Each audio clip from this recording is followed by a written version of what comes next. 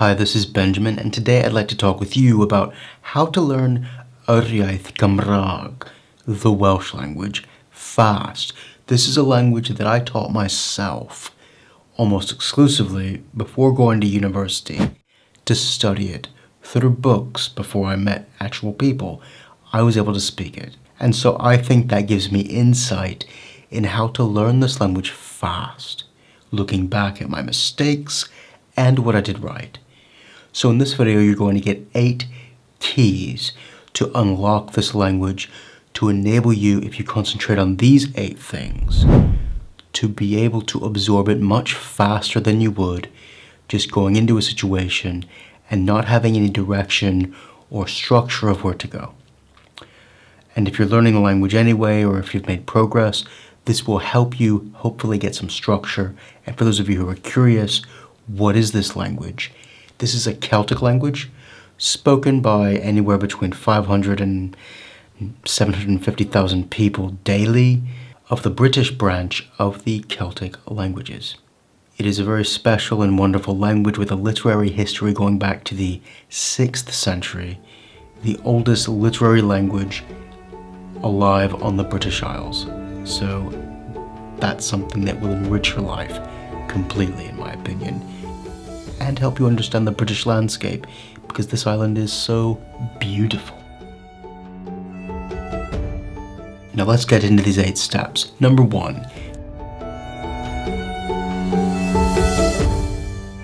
The verb to be is central to any Indo-European language. Whether you're learning Hindi, Persian, Greek, Italian, Russian, Armenian, so long as you understand the verb to be and how it works in its various forms, early on, you're going to get on much faster. So the word for that is bod. That's to be. And I made a video concerning the tense of it, my. Look at that video after this video. And that is used in everyday speech for conveying the third person present tense, she, he, it, for things and basic sentence construction. So you need to know my and how it works. And the past tense, there's 2 past tenses in Welsh. Roedd means it was going on in the past, and you need to know those conjugations with that. And be, it was done in the past, like it's done. Bivaru, he died. Right? Let's get more positive than that. The future, bydd. Bydd will be, she will be alive. Bydd yn fyw, bydd hi yn fyw, she will be alive. So that's the first key. You need to understand the verb to be. If I'm learning any Indo-European language, that's the first thing I do. Okay, after the alphabet, just a disclaimer, this is assuming you know the alphabet for this language already. If you don't, listen to these 8 keys. They will help you, but you need to get the alphabet out of the way. I'm assuming if you have enough interest in the language to learn some basics of it, you're already going to get the alphabet out of the way of your own initiative.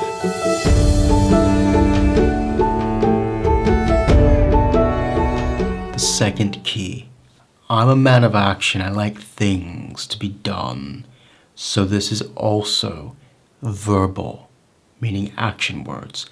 There are 4 action words, verbs, that are irregular in Welsh that you need to know very early on. There are other irregular verbs in Welsh, but these, gwneud, cael, dod, and mynd. Gwneud it works a bit like French faire, to do, to make. We don't separate do and make in Welsh. Okay? They're the same word. Cael, you need to know this very early on, because this is not like the Germanic languages where everything is like have, hast, hebben in terms of possession. We don't express possession like the Germanic languages do. So we use cael, to have, to get, in a way that's very different from Germanic. and I made a video on this, which you can check out after the video. These videos I'll put down in the description, by the way, so if you want to go back and check that out later to learn bits of Welsh that you need to get started, you have that available to you down below, okay? Mynd, to go, it changes completely in conjugation. So mynd is to go. Aeth e, he went. Like, that's completely different, right? So you need to learn all the different conjugations of to go early on, otherwise you're lost, okay? And dod, to come. We use this for several different expressions. Like if you're dod o hidi, to find something. Dod o hidi rhywbeth, to come across something, literally. But we use that for finding things, okay? There's several other expressions for dod that you need to know. So I put that and included that here. Next one.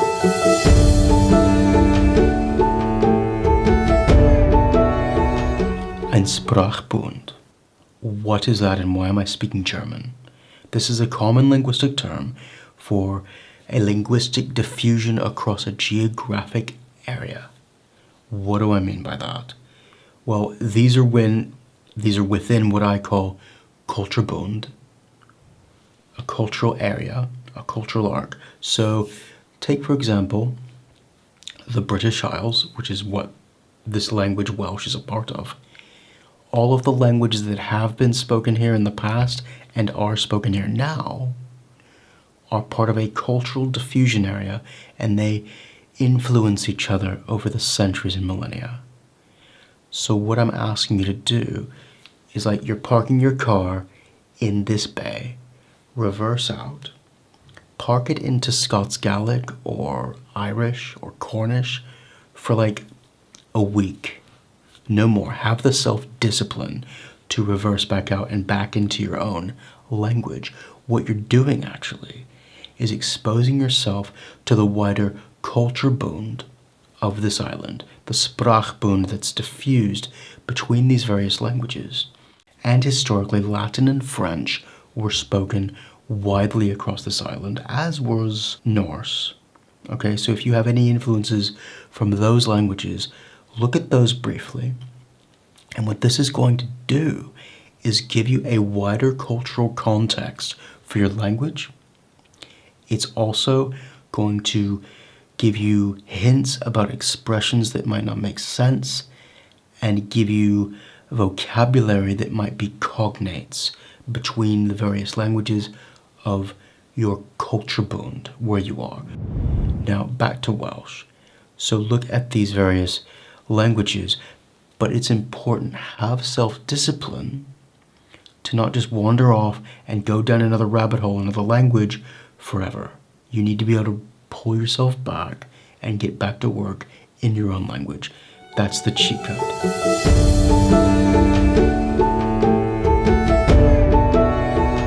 Plurals. A lluosog, the plural. Welsh doesn't work like French and English, where you just have a standard plural or a very narrow set of plurals for things. English is just as everything. French, a narrow set of plurals, mainly as. Hebrew is just masculine or feminine plural. German, it's main plurals, few, but not very many. Welsh has a whole host of plurals, and I made a video on plurals because of this. It creates a nous, a nuance. And we can even, in some cases, change plurals at the end of the words to suggest things, to insinuate something's smaller or bigger or derogatory.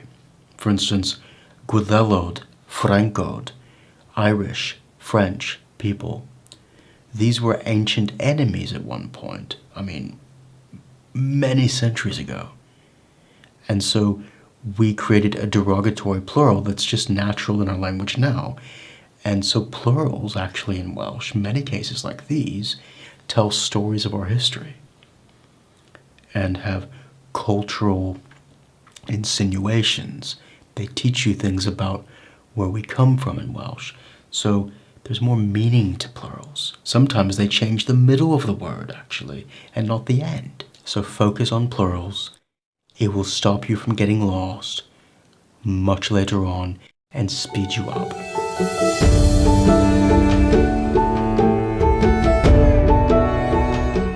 There's no way around it. Irregular, mutations. The beginnings of words change in all Celtic languages. And this is not uncommon around the world, actually. It's just Welsh standardizes it in a way that many languages don't. There are mutations in Hebrew. There are mutations in several African languages, and some in Southeast Asia, if I'm right. It's just that Celtic languages, of which Welsh is one, created a system. They systemized it, they made it orderly, so that you can mutate the beginning of a word and drop off the rest of the sentence, in some cases, to just insinuate it. Once you know someone, if you're speaking to someone you know rather well, and you're already deep in conversation and you've mentioned things before in the conversation in Welsh, you can just drop off whole segments of your sentences because you don't need them because the mutations imply it. So, ngharina, that could literally be in the context of a sentence. It was my car that was there. And all you're saying is, car my there. Because the mutation implies everything that you were talking about before. Char, her car. Gar, his car. Okay? So you need to learn these because it unlocks the efficiency of the Welsh language. It makes everything move faster. And people aren't just going to slow down for you all the time. You have to build up that speed naturally to be able to enjoy the language naturally. A car outside. Speaking of cars. So that's just one thing that you're going to have to get down pat and firm. The mutations. I may have a video on the mutations. If I don't, yeah, I do have a video, actually. It's there. Watch it after the video. I'll put it down below as well for you. Also, the next key.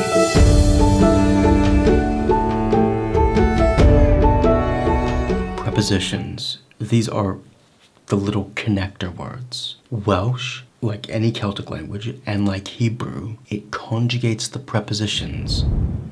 So it attaches the pronoun to the preposition. So like to, through, by, around, all those. And the one that I would suggest you focus on first will be orth, that one. Because we don't speak to. I'm not speaking to you in Welsh. I'm speaking against you. Orthati. Orthochi, plural. Wyneb orth wyneb. Face against face. So you need to know the prepositions fast and know how to conjugate them. And that will give you a major leap ahead in your language journey if you get that down pat early.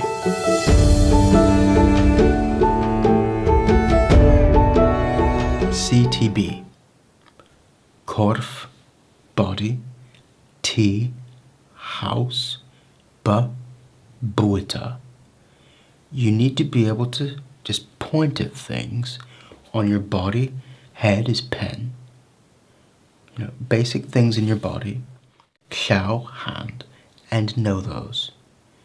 And you need to be able to sit in your house, in your lova, in your living room, and identify everything around you and the foods that you eat regularly or day in and day out. Vessel dydd, day by day. Shut up! By learning the words for things that you are interacting with every day, you're going to remember them.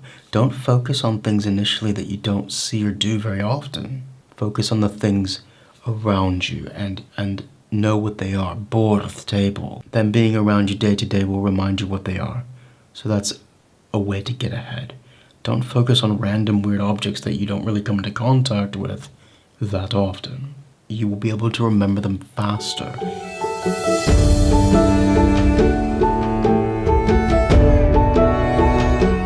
Questions in Welsh are reflective. So if I ask you how much, your answer is going to be a quantity. Is there something? Oes, there is of. Was, in a past tense. Past tense yes and no is always do or navo. That's the simplest one. You just have to learn these tense by tense, quality by quality, and get that out of the way early, because it also teaches you how the verb to be works, which I mentioned at the beginning. These feed into each other, and these 8 keys feed into each other. You might not have expected the one about the cultural bit, but cultural context is going to get rid of a lot of confusion for sayings and idioms much later on. So you need the cultural context early.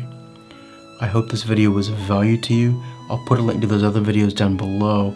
Diolch yn fawr iawn am wylio. Thank you very much for watching, and we'll see you next time. Tro nesa.